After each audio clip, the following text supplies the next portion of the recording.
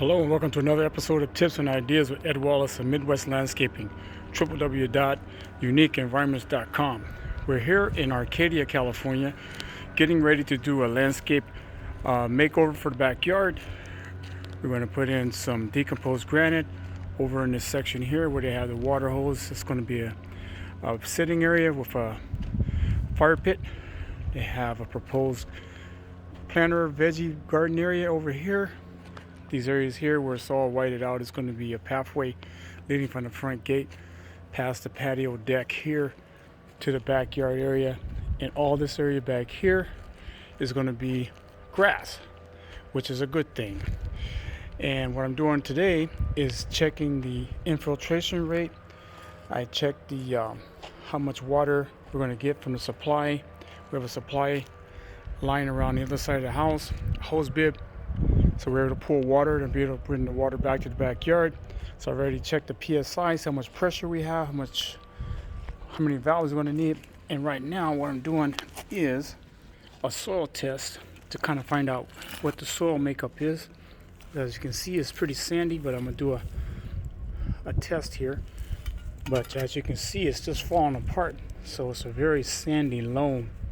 It has quite a bit of roots in it from the weeds, and this is a good thing from the standpoint of drainage. We don't have to worry about the soil being too much clay and whatnot, but we want to be able to hold the nutrients because this soil is very sandy. It's a very sandy loam soil. See, all these roots are from these grasses, which are a good thing because these grasses are helping to build the soil culture. So even though it's weedy out here, it's a good thing by having a cover on top of this. We call it nature's armor, and nature's always producing armor. And so what I'm gonna do is pour some water down in here to see how long it's gonna take, for this water to drain out. Just pour some water in this hole here that I dug. It's about a foot or so, and we'll see how long it takes for that water to drain out of that hole. And in the meantime, I'll take some of this soil here and put it in this little sample jar here, and what I'll do is put some water in here and then pour water in there to kind of figure out what type of soil that we have. So this should be about enough soil inside, and we put some water in there like this, and then put a cap on here.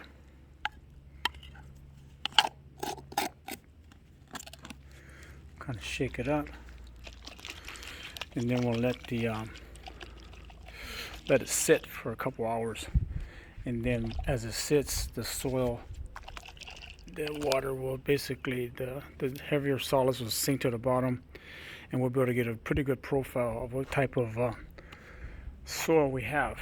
It's a quick field test of what type of soil we have. So we'll let this sit for a couple hours while I do some measurements here in the backyard. And once all this sediment settles down, we can kind of get a soil profile and tell what type of soil we have. In the last couple seconds here, you can see that it's dropped about 2 inches. So we got really good infiltration of the moisture back here.